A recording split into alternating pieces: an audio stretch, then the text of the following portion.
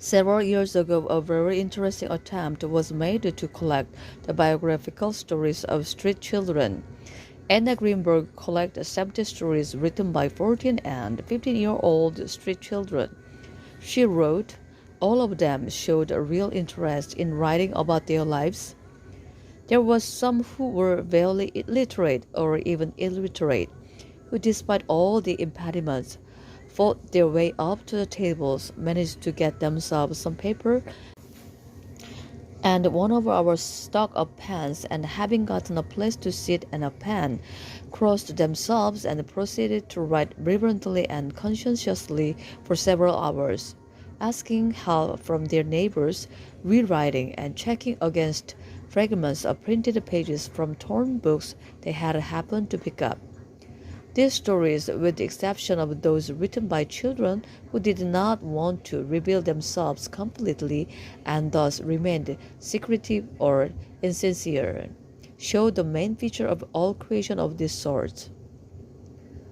There is something built up inside a person that painfully attempts to get out, demands to be expressed, strives to be expressed in words. When a child has something to write about, he writes with great seriousness. This is the end of my writing, wrote one of the girls. I wish I could write more.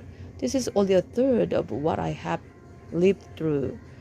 Oh, life of mine, I will remember you for a long time.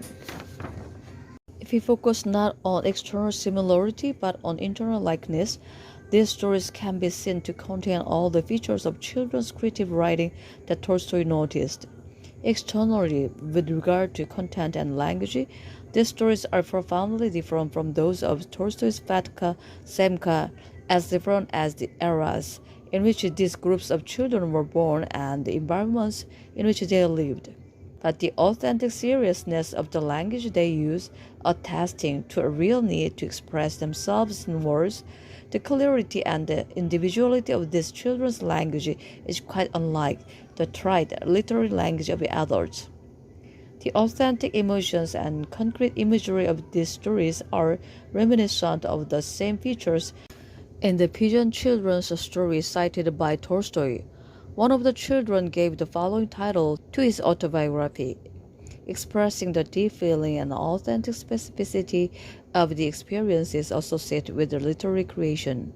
Memories and longing for my home.